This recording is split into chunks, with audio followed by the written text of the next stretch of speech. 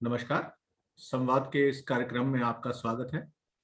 दर्शकों, पिछली बार हम डॉक्टर अग्निशेखर से शक्ति परंपरा के बारे में बात कर रहे थे, जम्मू कश्मीर में शक्ति परंपरा को लेके। तो हमारा जो संवाद था वो उस जगह पे छूटा था कि माँ श्यामा जो है वो साक्षात रूप में कश्मीर में स्थापित हैं, जहाँ पे वो अपनी मर्जी से जब श्रीलंका में रावण को उन्होंने छोड़ा और राम के करने पे वो कश्मीर में अपने मध्य देश में दोबारा से वापस आई, जहां से पुलत्स्य ऋषि उनको लेके गए थे श्रीलंका में। वो रावण की इष्ट देवी हैं और रामचंद्र की कुल देवी हैं। और डॉक्टर अग्निशेखर जी ने हमें ये भी बताया कि वहां पे आज भी रामचंद्र, लक्ष्मण, माँ सीता और मंदोदरी और विभीषण जो है आज भी माँ श्यामा की पूजा के लिए आते हैं। तो इसी सिलसिले में मैं डॉक्टर अग्निशेखर जी से ये पूछना चाहूंगा कि यहाँ पे शंकराचार्य जी ने भी आके पूजा की। यहाँ पे विवेकानंद जी जो थे वो भी माँ श्यामा के यहाँ पे आके उन्होंने पूजन किया। तो ये जो पूरी एक सिविलाइजेशन कंटिन्यूटी हमारे साथ चल रही है, आज भी इस कंटिन्यूटी को जो हम देखते हैं कि लोग आज भी माँ श्यामा का वहां पे दर्शन करने जाते हैं, उनसे आशीर्वाद लेने जाते हैं। तो ये जो शक्ति की परंपरा हमारे जम्मू कश्मीर में है, ये पूरी एक सिविलाइजेशनल कंटिन्यूटी है अग्निशेखर जी। तो जी इस पे अगर आप थोड़ी सी रोशनी डालेंगे कि शंकराचार्य जी जब यहाँ पे आए और विवेकानंद जी जब यहाँ पे आए। आजाद जी, आपका धन्यवाद, बहुत बहुत आभार। आपने एक बहुत ही विचार उत्तेजक, बहुत ही एक भावनापूर्वक और एक सांस्कृतिक विषय को लेकर के बात की, जिसपे अक्सर कोई बात नहीं करता है आजकल। क्योंकि ये जिस निरंतरता की आपने बात की, उस निरंतरता की वर्तमान कड़ी हम और आप हैं। वर्तमान हमारा उस निरंतरता की वर्तमान कड़ी है। आपने बात की श्यामा के रूप में देवी की। सबसे पहले मैं ये बताना चाहूंगा आपको कि श्यामा के साथ हमारे देश की जो का लोक मन जो है, जो भारतीय मन जिसको कहें, वो इतना जुड़ा हुआ है कि हमारी माताओं के नाम श्यामा हुआ करते थे। जी और यहाँ भी जम्मू में भी श्यामा नाम से बहुत हमारी माताओं के नाम रहे हैं, बहनों के नाम रहे। कश्मीर में भी श्याम रानी। जी और इवन श्याम जो शब्द है, श्याम के साथ हमने सुंदर भी जोड़ा है। श्याम जोड़ा। सुंदर कृष्ण बन गए। जी कृष्ण अपने में श्याम है, भगवान श्री राम श्याम है। तो श्याम को हमने जीवन में आत्मसात किया है। और इसी तरह आप काली लीजिए, काली के साथ आपने भद्र जोड़ा है, भद्र काली, भद्रता का अर्थ आप जानते हैं। तो इस दृष्टि से जो श्यामा है, और जो हमारे कश्मीर मंडल में राज्ञा के रूप में, खीर भवानी के रूप में श्यामा है। आपने सही कहा कि वहां हजारों वर्षों से जितने भी तीर्थ यात्री आते रहे होंगे, यानी स्वामी अमरनाथ के यात्रा पर, अमरेश्वर जिसे कहते हैं हम, तो जी अमरेश्वर की यात्रा में हजारों लोग खीर भवानी भी आते रहे होंगे अनिवार्य रूप से। उस कड़ी में अगर ज्यादा जाने जाए, जो प्रमुख लोग हैं, प्रमुखों में यहाँ तक कि रामानुजाचार्य भी कश्मीर आए हैं, जी जो साउथ से चल के। और उनसे के बाद स्वामी हमारे जो अभिनव गुप्त आचार्य हैं, उनके जो एक प्रमुख शिष्य चेन्नई से चल के आए थे, जी वो तक यहाँ आए हैं। और उस कड़ी में जो कांची कामाकोटी कालड़ी से चलकर जगत गुरु शंकराचार्य कश्मीर आए। और मैंने पिछली कड़ी में भी कहा कि वो जिसे शंकराचार्य पर्वत आज कहते हैं, उसे गोपाद्री कहते थे। जी गोपाद्री में ऊपर शंकराचार्य मंदिर में जब आप जाएंगे तो वहां जरूर देखिए, जितने भी लोग ये मेरी वार्ता, हमारा संवाद सुनने के बाद जाएंगे, तो वहां छोटी सी गुफा आज भी है। उसमें जगतगुरु शंकराचार्य रुके थे। तब तक जगतगुरु भी नहीं थे, तो आचार्यत्व पद उनको कश्मीर ने दिया। जी उसके बाद वो शारदा जाते हैं।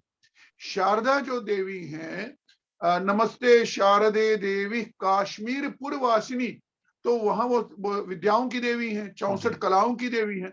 इतना ही नहीं, शारदा युद्ध की भी देवी है। और जो युद्ध की देवी हैं, आप महोबा उत्तर प्रदेश बांदा के पास जगह है, वहां शारदा का तीर्थ है। और वो आल्हा ऊदल का युद्ध, जो युद्ध हुआ है, तो उनकी युद्ध की भूमि भी शारदा थी। तो शारदा का होना जहां शस्त्र शास्त्र आपको देता है वहां शस्त्र का भी देता है, शस्त्र और शास्त्र, ज्ञान और शक्ति। तो इस कारण से ये शक्ति रूपा है शारदा। तो ऐसी जगह पे शंकराचार्य जी गए, और शंकराचार्य जी के लिए पहली बार वहां जो दक्षिण जोड़ी है, दक्षिण का गेट है, दक्षिण का द्वार है, वो खोला गया। यानी उसका अर्थ है कि कोई ऐसा विद्वान आया है जिसके साथ शास्त्रार्थ करना है। तो उन्होंने शास्त्रार्थ किया, शास्त्रार्थ में उत्तीर्ण हुए, और वो जगत गुरु वहां से कहलाए। और दूसरी बात आपसे ये कहूं कि ऐसा क्यों है कि इन्हीं जगत गुरु शंकराचार्य ने 4 मठों की स्थापना की, आपका श्रृंगेरी में, द्वारका में, गुजरात में, और ज्योतिष मठ। हमारे जम्मू कश्मीर को उन्होंने ऐसा क्यों नहीं एक और मठ बनाया? क्योंकि जम्मू कश्मीर में, कश्मीर पहले से ही सर्वज्ञ मठ था, सर्वज्ञ पीठ था, सब कलाओं का पीठ जो था, जहां शारदा स्वयं हो, उसे कोई जगत गुरु शंकराचार्य क्या पीठ कहलाए। तो एक तो उनका कश्मीर आना, फिर क्षीर भवानी के साथ उनका लगाव, क्योंकि उन्होंने सौंदर्य लहरी लिखी। और आज भी जब आप क्षीर भवानी जाते हैं वहां कश्मीर, तो वहां जो आरती नियत होती है, उसमें एक संस्कृत की स्तुति है देवी की, और वो स्तुति शंकराचार्य जी की लिखी हुई बताई जाती है। उन्होंने लिखा, लीलारब्ध स्थापित लुप्ता अखिल लोकाम, ये बहुत पॉपुलर है। लीलारब्ध, लीलारब्ध उन्हीं की रची हुई है। और इस तरह उनके उसी कड़ी में देखें तो स्वामी विवेकानंद जी भी आए। स्वामी विवेकानंद जी के साथ साथ वहां स्वामी रामतीर्थ परमहंस भी आए, रामतीर्थ परमहंस भी आए। स्वामी विवेकानंद जी कहते हैं, और लिखा है उनके बारे में, लिखित भी है, कि वो कई दिन तक वहां रहे, और उन्होंने एक पूजा की, शक्ति की पूजा की खीर भवानी परिसर में।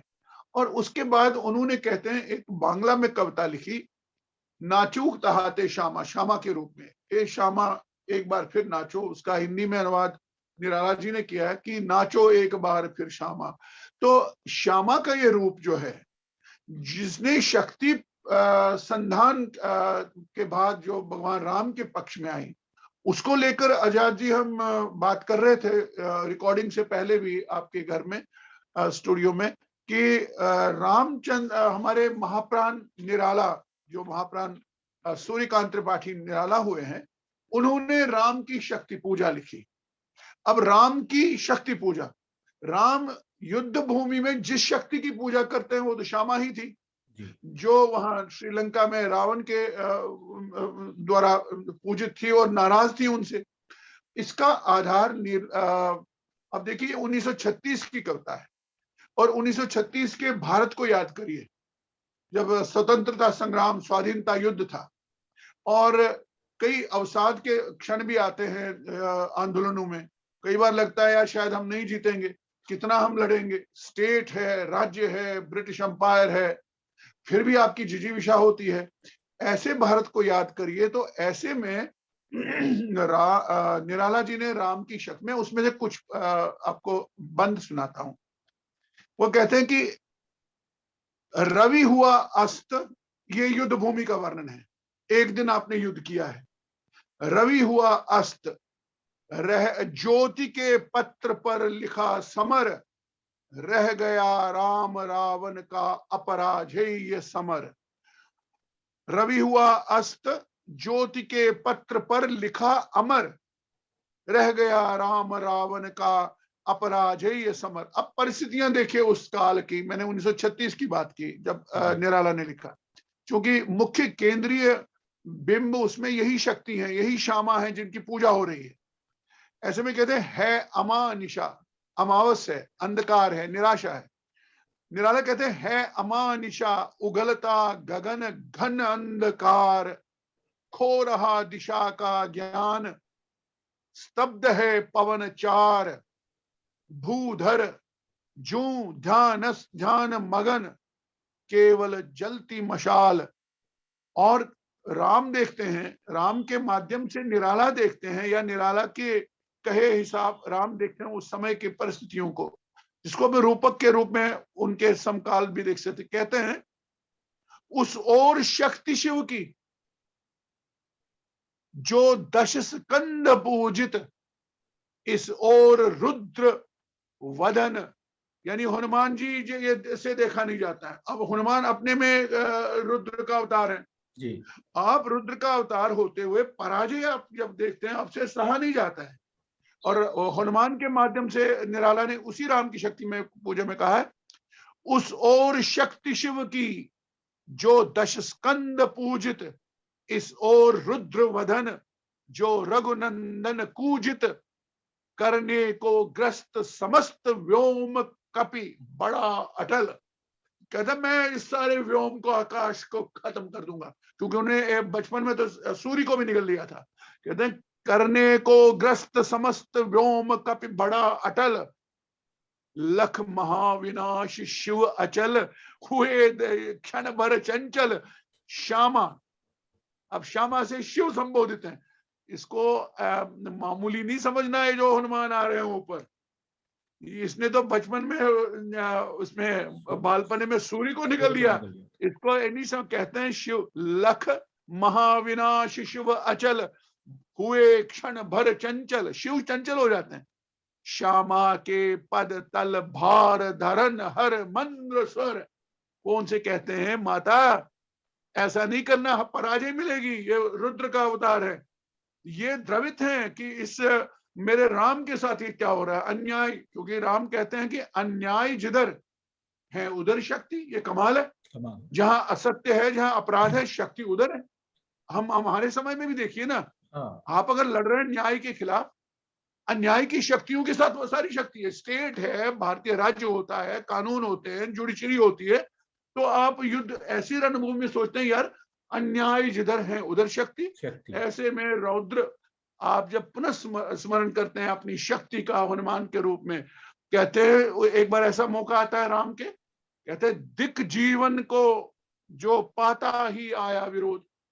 अब आप अन्याय के साथ लड़ते हैं, कई बार हताशाएं ऐसी आती है ना कि यार गोली मारो यार, हम तो लड़ ही नहीं पाते हैं, हर ओर से विरोध होता है हमारा। धिक जीवन जो पाता ही आया विरोध, धिक साधन जिसके लिए सदा ही किया शोध। मैंने क्या क्या नहीं किया लड़ाई के लिए। तो ऐसे में पूरी कविता तो बहुत कालजयी लंबी है। तो मैं अंत में कहता हूं कि जब माता प्रसन्न होती हैं राम में, तो वो इस आशा के साथ जो इस देश के लिए मैसेज है, और अन्याय के साथ लड़ने वाले हर उस नागरिक के लिए मैसेज है जो सत्य पर है, अकेला है, कोई बात नहीं। निराला इस राम की शक्ति पूजा श्यामा की पूजा में कहते हुए अंत में कहते हैं, होगी जय, होगी जय हे पुरुषोत्तम नवीन। आपने नवीन बनना है। आजाद जमवाल से काम नहीं चलेगा। आजाद जमवाल को नवीन आजाद जमवाल बनना है। शक्ति का संसाधन करना है, हाँ संधान करना है, तब तुम नवीन हो जाओगे। तो इसीलिए कहते हैं पुरुषोत्तम नवीन। भगवान राम भी नवीन हो गए, तो नए रूप में आए। उसके पास अगर शक्ति है तो हम भी शक्ति संधान करें। होगी जय हे पुरुषोत्तम नवीन, कह महाशक्ति राम के वदन में हुई लीन। आगे आप जानते हैं रावण मारा गया, युद्ध जीता गया। तो शक्ति के रूप में श्यामा को आराध्य बना करके जिस श्री राम ने पूजा की, उसी श्यामा को लेकर के स्वामी विवेकानंद ने आकर के खीर भवानी में आराधना की, स्वामी राम तीर्थ ने आराधना की, आदि जगत गुरु शंकराचार्य ने की, और उसी के हम धरोहर हैं उस शक्ति के। तो ऐसे में ये जो शक्ति हमारे पास है, पूर्व पीठ का है, तो हमको शक्ति का संधान करने की आवश्यकता, यही मैसेज है, चाहे वो कविता हो चाहे वो आख्यान हो। जी, इसमें अगर हम देखें तो रामायण में ये संदर्भ प्रसंग जो है, आप मुझे सुन रहे हैं? जी जी सुन रहा हूँ। हेलो? जी जी मैं सुन रहा हूँ। मैंने कहा ये रामायण में भी ये प्रसंग आता है कि जब रामचंद्र जी ये आप अभी आ रही है आवाज मेरी? क्षमा कीजिए, ये थोड़ा सा इंटरनेट का इशू आ गया था। आवाज आ रही है मेरी? आप क्या, मेरी जो जितना हुआ वो रिकॉर्ड हुआ जितना हुआ? हाँ जी जी। तो मैं ये कह रहा था कि रामायण में भी ये प्रसंग आता है कि जब रामचंद्र जी व्यथित हो गए कि रावण जो है वो हार नहीं पा रहा, तो उन्होंने जब माँ दुर्गा का आह्वान किया, श्यामा का आह्वान किया, या माँ बगलामुखी जिसको हम कह सकते हैं, क्योंकि सारी पार्वती का रूप है, तो हाँ, विभिन्न उसमें रूपों में स्थापित हैं। तो जब उन्होंने आह्वान किया तो उन्होंने कहा कि मैं यह एक हवन करूंगा माँ को प्रसन्न करने के लिए, और 108 श्याम वर्ण के कमलों की आहुति दूंगा। तो जो हाँ, लास्ट की आहुति थी उस दिन, कमल जो था वो गुम हो गया। तो उन्होंने पहले तो वो व्यथित हो गए, रोने लगे कि ये माँ मेरे से क्या ऐसा अनर्थ हो गया कि आज ये मैं आहुति नहीं दे पाऊंगा। फिर उनको याद आया कि उनकी माँ जो है उनको कहती थी राजीव लोचन, तो राजीव उनकी जो लोचन। आंखें जो है वो कमल के समान है। और उन्होंने तीर उठाया और अपनी आंख निकालने के लिए कि अपने आंख की आहुति मैं एज कमल के रूप में माता को दूंगा, और माता वहां पे प्रत्यक्ष हुई। और माता ने कहा कि मैं तुम्हें आशीर्वाद देती हूँ, तो अब मुझे यहाँ से आप लेके चलो। तो जी, अब एक बगलामुखी का एक अष्टोत्र शतनाम स्तोत्र है, उसमें भी एक ये प्रसंग है जो उनके नाम लिखे गए हैं 108 नामों में से। लंकापति ध्वंस करा, लंकेश्वरी वंदिता, लंका जी, पत्यु कुलहरा, महारावण हारनी। तो ये अगर हम माँ बगलामुखी के जो स्तोत्र में ये उनका नाम आता है, लंका पत्यु कुलहरा, महारावण हारिणी। तो श्यामा जो है, जो इस वक्त कश्मीर में स्थापित हैं और साक्षात रूप में स्थापित हैं, वहां पे आप देखेंगे कि कभी भी भारत के ऊपर कुछ भी बुरा होने वाला हो तो उसके रंग, उसके संकेत सामने आता है। संकेत सामने आ जाते हैं, रंग बदल जाते हैं पानी के, कभी काला हो जाता है, कभी हरा हो जाता है, कभी नीला हो जाता है, कभी लाल हो जाता है। और कहते हैं कि जी, जब कारगिल का युद्ध होने वाला था तब भी उसका रंग काला हो गया था। जब कश्मीरी पंडितों का विस्थापन होने वाला था 19 जनवरी को, अभी आपने जिनोसाइड डे मनाया उसके ऊपर, तो उस जी, दिन भी उसका रंग काला हो गया था। तो ऐसी देवी जो है, जो हमारे साथ है। और जम्मू कश्मीर प्रदेश जो है ये पूरा का पूरा एक इसकी सिविलाइजेशनल कंटिन्यूटी है। मतलब कि ललितादित्य ने भी यहाँ पे राज किया है, और डोगरों ने भी बाद में एक रेस बन गई डोगरा, अदरवाइज तो हम कहेंगे हम सभी सनातनी हैं। तो जी, देवी जो है, ये आप भद्रकाशी, जिसको आज की डेट में हम भद्रवा कहते हैं, इसका नाम भद्रकाशी है। और यहाँ पे भी जी, भद्रकाली जो है वो स्थापित हैं। बाबा कालीवीर जो हैं वो हमारे इस वक्त कश्मीर में शयन कर रहे हैं, जिनकी आज भी हम यहाँ से, वैसे तो हमारे जम्मू के लोगों का मानना है कि बाबा कालीवीर जो है वो जब से एक यहाँ पे एक साजिश के तहत रसाना में उन देवता के स्थान को मतलब कि बेइज्जत करने की कोशिश की गई, तब से वो अपमानित किया। अपमानित किया गया, तब से वो जाग गए हैं। तो ये शक्ति परंपरा जो है, इसको अगर हम पूरे परिप्रेक्ष्य में देखें, तो मुजफ्फराबाद में शारदा देवी का जो स्थान है, जो इस वक्त खंडित है, और जम्मू कश्मीर में जो यहाँ पे है, ज्वाला देवी की अगर हम बात करें, कश्मीर में ज्वाला देवी जो है वो भी प्रत्यक्ष है, और ज्येष्ठा देवी है। तो इनके बारे में अगर आप थोड़ा सा हमें ज्ञान देंगे इस कार्यक्रम में। आपने बहुत बड़े व्यापक परिप्रेक्ष्य में बात रखी। अब जिस परिप्रेक्ष्य में हमने अभी तक बात रखी, ये दूसरा हमारा चल रहा है भाग। तो जहां शारदा से आपने शुरू किया, तो शारदा जिसे आज पाक अधिकृत जम्मू कश्मीर हम कहते हैं, और वहाँ मधुमती और जो जिसे नीलम घाटी के नाम से आज ये लोग कहते हैं, वो कृष्ण गंगा कृष्णा है। नदी है जी, कृष्णा नदी। कृष्ण जी, गंगा के किनारे पर शारदा का तीर्थ है। और ये शारदा तीर्थ आपको फिर जोड़ता है, शारदा देवी आपको जोड़ते हैं उस देवासुर संग्राम के साथ, जिसमें अमृत जब निकला, तो अमृत का पान जब देवताओं ने किया, तो उस कलश में जो अमृत बचा, उसे माता शारदा के को सौंपा गया कि माँ इसकी रक्षा आप करो, ये आपके हवाले है। कि क्योंकि राक्षस पीछे पड़े हैं, तो माँ वायु मार्ग से आकर के अपने पीठ, जिसे हम शारदा पीठ कहते हैं, जिसे कश्मीर कहते हैं, या जो भी कहें आप, तो वहां छिपा के रखती हैं। वहां छिपा के रखती हैं, वो जल में छिपा के रखती हैं, जंगल में छिपा के रखती हैं, भूमि के अंदर छिपा के रखती, कहाँ रखती वो पता आज तक नहीं है। लेकिन वो पीठ जो है, जो उस श्री कृष्ण गंगा के किनारे माता शिला रूप में वहां विद्यमान है। देखिए, एक तो हमारे यहाँ पूजा में शिला रूप है, और शिला रूप में शारदा देवी भी हैं, शिला रूप में चक्रेश्वरी श्री हरि पर्वत से शारिका पर्वत वहां भी शिला रूप है। और आपके जितने भी यहाँ मार्तंड मटन सूर्य मंदिर के पास देवी हमारी हैं भर्ग शिखा, वो भी शिला रूप में है। और इस तरह शिला रूप में शारदा मैया वहां स्थापित विराजती हैं, और ये भी दुर्गा का ही रूप है। और मैंने पहले भी कहा आपसे कि ये केवल शास्त्रों की देवी नहीं है, ये युद्ध की भी देवी रही है जी। ये ललितादित्य की भी आराध्य देवी शारदा देवी थी। और जितने भी युद्ध हुए हैं, युद्ध के साथ मैंने आल्हा ऊधल का संदर्भ आपको दिया, बांदा और उत्तर प्रदेश के इलाके में जब वो युद्ध के लिए जाते, उनकी युद्ध की भूमि शारदा थी। मैहर में शारदा है, आप शारदा की कड़ी देखिए कहाँ कहाँ से। हमारे हिमाचल में भी शारदा है, हमारे जम्मू कश्मीर में उधमपुर में शारदा है एक जगह। और मैं वहां गया हूं, आप जम्मू कश्मीर राजमार्ग पे जाइए तो उधमपुर को पीछे छोड़ते हुए 2 किलोमीटर के बाद आप अंदर रास्ता जाता, शारदा मैया का तीर्थ है अंदर उधर। मैं गया हूं पैदल वहां तक, और इसे सकुराला के साथ जुड़ता है। तो ये जो देवियों की बात है, तो कश्मीर में फिर से आ जाए हम। एक तो हमारी खीर भवानी महाराज्ञा श्यामा कहिए, जिनका बीज मंत्र है ओम ऐम ह्रीम श्रीम राम क्लीम सौ भगवते राज्ञे ह्रीम स्वाहा, ये इनका मूल मंत्र है। इनके जिम्मे ये राज्ञा हैं, यानी राजा हैं, यानी महाराज्ञी हैं।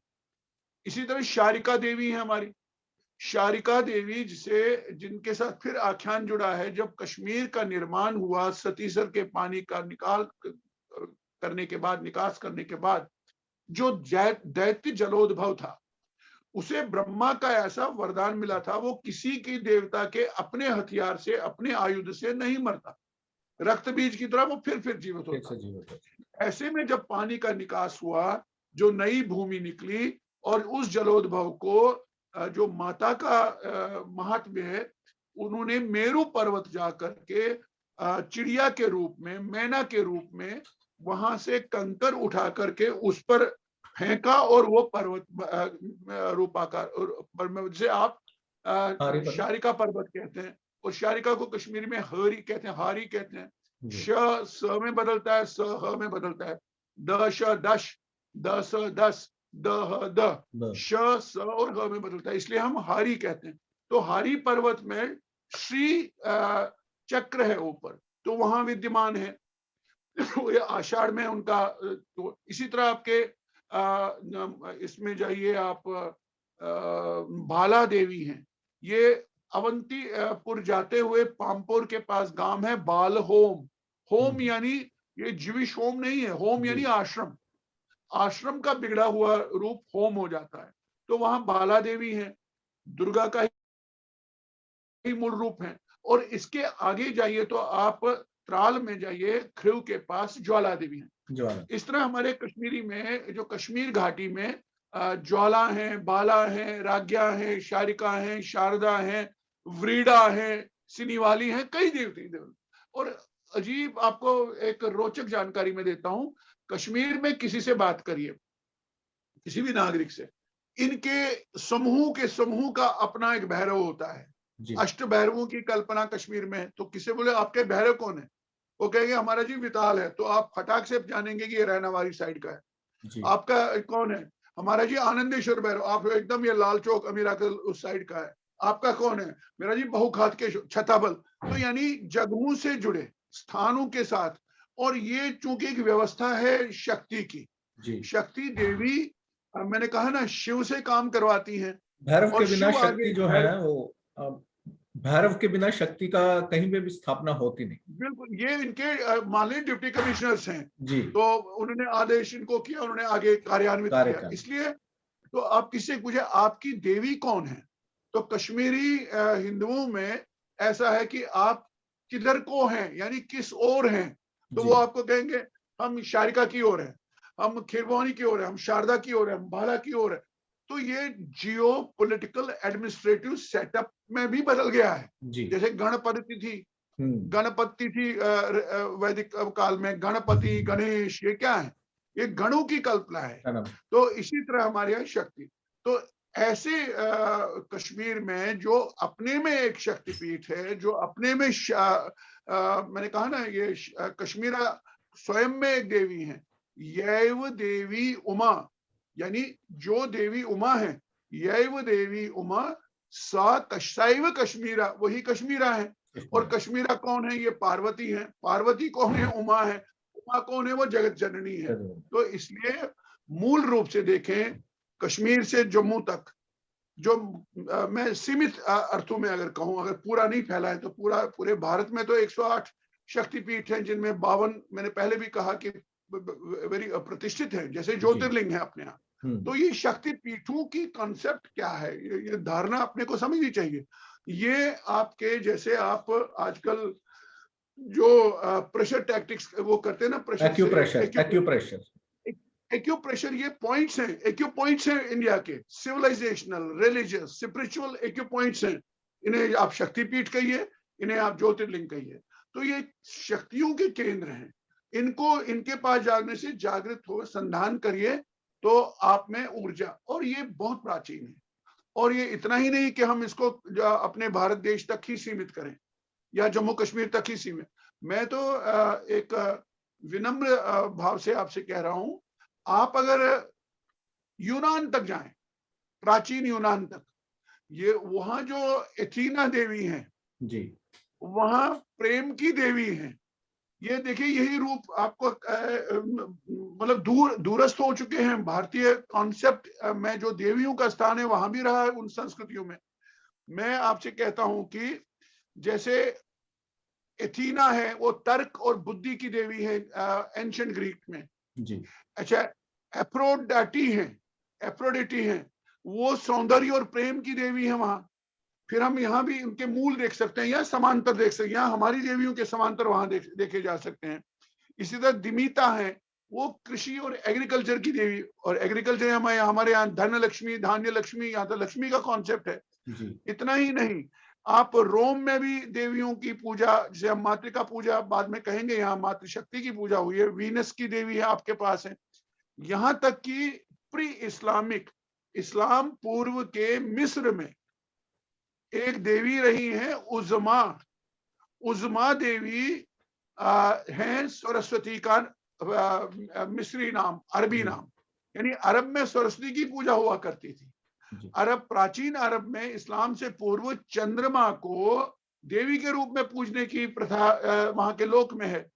चंद्रमा एज अ गॉडेस, ये वहां भी थी। चंद्रमा एज ए गॉडेस, ये चंद्रमा एज ए गॉडेस हमारे कश्मीर में भी है। हमारे जम्मू, मतलब हमारे हिंदुस्तान में चंद्रमा को एज ए गॉड पूजा जाता है, जनरली देखा जाता है। लेकिन भारत में ही दूसरी परंपराएं ना, कई परंपराएं हैं। जैसे आपके यहाँ ल्यूनर कैलेंडर भी, चांद्र पंचांग भी है, और सूर्य पंचांग, सौर पंचांग जी। तो चांद्र में जो ल्यूनर कैलेंडर जिसको कहते हैं, उसे हम कश्मीरी में जून कहते हैं। जून यानी ज्योत्सना जी, और ज्योत्सना यानी ल्यूना, जो शब्द रोम और ग्रीक में ल्यूना है, लूनर जिससे चला है जी। तो चंद्रमा की पूजा देवी के रूप में अरब तक में होती थी, ये वहां का लोग कहता है, संदर्भ मैंने पढ़ा है, जर्मनी में, यूरोप में। तो ये जो देवियों के कॉन्सेप्ट है, भारत में जो देवी परंपरा है, शक्ति की परंपरा है, देवी उपासना की परंपरा वैश्विक थी एक जमाने में जी। और ये सिकुड़ कर हमारे पास आ गई है। तो आप कारण जानते हैं। तो इसलिए आपका कहना है कि कश्मीर में भी कश्मीर में भी चंद्रमा की पूजा जो है वो देवी रूप में होती है।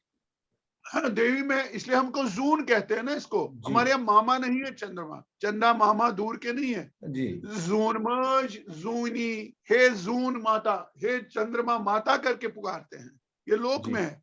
अच्छा, तो यानी चंद्रमा भी एक दैवी शक्ति है, दैवी ऊर्जा है, देवी के रूप में, माँ का रूप है। क्योंकि उसकी शीतलता को आप मातृत्व के साथ जोड़ते हैं।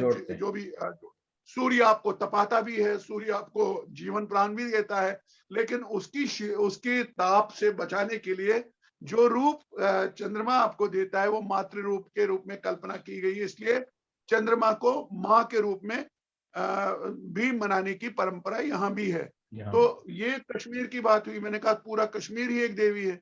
आप इधर आइए, जम्मू प्रांत में देखिए, यहाँ को अगर समझना है तो यहाँ के लोक वार्ता को जानना पड़ेगा आपको, फोकलोर को जानना पड़ेगा। फोकलोर में यहाँ की प्रमुख नदी देवी हमारी तवी है। तभी नीलमत पुराण हो या विष्णु धर्मोत्तर पुराण हो, और महावंश के बारे में नहीं कह सकता क्योंकि ध्यान में नहीं आ रहा अभी, महावंश तो श्रीलंका से मिला, लेकिन विष्णु धर्मोत्तर पुराण और नीलमत पुराण में देवी की तवी की बहुत महिमा कही गई है। तवी को तविशी का नाम दिया है, और सूर्य पुत्री के रूप में, सूर्य पुत्री है तो माँ है जी, और इसीलिए देविका है तो माँ है, और वही जो देविका का वही रूप है जो वितस्ता का रूप है, वही उमा है, और फिर आपको ये शिव के साथ जोड़ती है। तो भूमि जो जम्मू की है ये भी मुख्य रूप से देवी प्रधान भूमि है, शक्ति प्रधान भूमि रही है, और इसीलिए जो शाक्त धर्म का ओज है ना, वो आपको जम्मू के डोगरों में मिलेगा। वो परंपरा से आया हुआ ओज है शक्ति का, शक्ति के उपासक है। अरे मैं तो ये भी जानना चाहता हूँ, मैं चूंकि लोक साहित्य का छोटा बहुत विद्यार्थी हूँ, मैंने कश्मीर के लोक पे कुछ काम किया है जिसकी चर्चा भी रही है। जम्मू में मुझे बताइए, जैसे सरनेम होते हैं ना, जम्मू के डोगरों के सरनेम लीजिए जी, मुख्य रूप से इनका सफिक्स होता है जी, खलगोत्रा, परगोत्रा, मगोत्रा। ये त्रा क्या है, त्र का अर्थ क्यों है, इस पे काम शायद नहीं हुआ है जम्मू में। त्र होना चाहिए था, मैंने सरनेम पे काम किया है, तो जम्मू के सरनेम पे किसी को काम करना चाहिए। ये त्र क्या है, त्र शब्द है धातु इसका रक्षा करने वाला, त्राण करने वाला, त्राता, परित्राणाय, जो त्राण करता है। त्र सूचक है त्राता का, त्राता जो रक्षक है, तो रक्षक कौन है, कर सकता है जो शक्ति का उपासक होगा। जम्मू के सरनेम में त्र के प्राधान्य इसी दृष्टि से है, शक्ति उपासना का एक सूचक है। आप कोई भी नाम लीजिए ना, मगोत्रा, खरगोत्रा, खलगोत्रा, परगोत्रा, जितने भी गोत्रा हैं, ये त्र वाले लोग ये छात्र हैं। इसलिए आपने रघुवंश की बात की, पीछे रघुवंशियों की बात की। अब अगर इसका संबंध देखिए, भगवान राम माता को श्रीलंका से, जो हमारे पास आख्यान या महात्म्य है उसके आधार पर, लोक मान्यता के आधार पर, परंपरा के आधार पर, विश्वास के आधार पर कश्मीर भेजते हैं, वहां स्थापित करते हैं। तो पिंड छुट जाना चाहिए था ना भगवान राम का, फिर जी हो गया यार, हो गया, उनको वापस कर दिया। नहीं, वो फिर लगातार क्यों आते हैं कश्मीर, जो मान्यता है वो हर वर्ष क्यों आते हैं, और वो हर वर्ष आश्विन में नवमी को लक्ष्मण के साथ माता सीता को लेकर के उनका नमन करने के लिए क्यों आते हैं। इतना ही नहीं, फिर विभीषण और मंदोदरी भी आती हैं पूर्णिमा को आश्विन में। तो यानी वो जो निरंतरता है उनकी, वो गुरु के बिना, इष्ट के बिना आप कैसे रह सकते हैं। तो ये जो रघुकुल शिरोमणि भगवान राम की इष्ट देवी हैं खीर भवानी, इसलिए वो आते हैं, हर वर्ष आते हैं। ये रिमाइंडर हमारे लिए, ये भगवान राम की है। अच्छा, मैं एक और बात बताता हूँ, ये तो भगवान राम और श्यामा का संबंध हुआ। आप श्री कृष्ण का लीजिए जी, श्री कृष्ण तो लेटेस्ट है ना हमारे पास अवतार के रूप में जी। श्री कृष्ण के जन्म की कथा पे जाइए, वहां कंस ने जिस माया रूपी देवी कन्या का वध करना चाहा, नहीं हो सका उनसे, और उनका वास कहाँ जाता है, जो कथा है, जो पुराख्यान है, तो वो भगवान श्री कृष्ण के सिर पर बैठी हैं। चाहे द्वारकाधीश गुजरात में मंदिर में जाइए जी, वो प्राण रक्षका देवी शक्ति हैं। यानी श्री कृष्ण जो आगे कार्यवाहक है, आगे एक मानना चाहिए कि जिनके द्वारा कार्य संपादन किया देवी ने, उनके सिर पर विराजे होने का अर्थ है शक्ति का वरदहस्त, देवी प्राण रक्षका देवी भगवान कृष्ण की। और यही कारण है कि युद्ध में, महाभारत में भीष्म पर्व खोलिए आप, भीष्म पर्व में युद्ध में भगवान श्री कृष्ण इसीलिए अर्जुन से कहते हैं युद्ध प्रारंभ करने से पहले आप देवी का स्मरण करो। और परंपरा है कि उन्होंने त्रिकुटा की ओर, त्रिकुटा यानी जो हमारी वैष्णो देवी हैं, उनकी ओर मुंह करके प्रणाम करके फिर युद्ध शुरू किया। इसके पीछे परंपराएं हैं और ये श्री कृष्ण का हुआ। फिर आप आइए जो आख्यानों की बात करें, परशुराम का जब बल क्षीण हुआ, राम और लक्ष्मण संवाद के बाद जो संदर्भ हमारे पास आते हैं, तो वो बल संचय पुनः करने के लिए इसी प्रदेश में आते हैं जी। हमारे यहाँ जो हरमुख हैं, जो हरमुख गंगा जहाँ है कश्मीर में, वहां एक गांव है, उसका नाम है रामराधन, यानी जहां राम ने आराधना की। और ये राम है परशुराम। परशुराम ने जहां आराधना की, उन्होंने वहां जाकर के इसी खीर भवानी, इसी श्यामा की तपस्या की, क्योंकि इसी हरमुख मंडल में ही खीर भवानी का वास है। तो इसलिए शक्ति के साथ, ये शक्ति प्रधान देश है। और शक्ति की पेंटिंग्स आप देखिए, आप अपने यहाँ बसोली में देखिए, बसोली पेंटिंग्स में जाइए, आप मनकू और इनकी पेंटिंग्स देखिए। शिव जहां आपको चित्र में छोटे दिखाई दे आकार में और माता बड़ी दिखाई दे, आसीन दे, वो शाक्त संप्रदाय की पेंटिंग है। यानी वो जगत जननी है, सबसे बड़ी वही है, सर्वोच्च वही है, उसके बाद सारे छोटे हैं, यानी सारे बालक हैं, संतान रूप में हैं। तो इसलिए चित्रकला में देखिए आप शक्ति का, इसको देखा जाना चाहिए इस दृष्टि से, लोक को पढ़ा जाना चाहिए। ये मुझे जो जम्मू की कारका है, जिनमें आपने वीर इनका भी कालीवीर जी का है, मंडली जी का है, इस माता का है। हाँ, माता का, इनके इस दृष्टि से हमने जो एंशिएंट सोर्सेज हैं, स्रोत हैं इतिहास के, अदर देन कन्वेंशनल सोर्सेज जो लिए जाते हैं, उन पर अध्ययन नहीं किया। और यहाँ की बाउली आर्ट्स है, यहाँ जम्मू में, यहाँ बाउलियों में जो पेंटिंग्स है, उसमें देखिए नाग और नागने और देवियां कितनी है।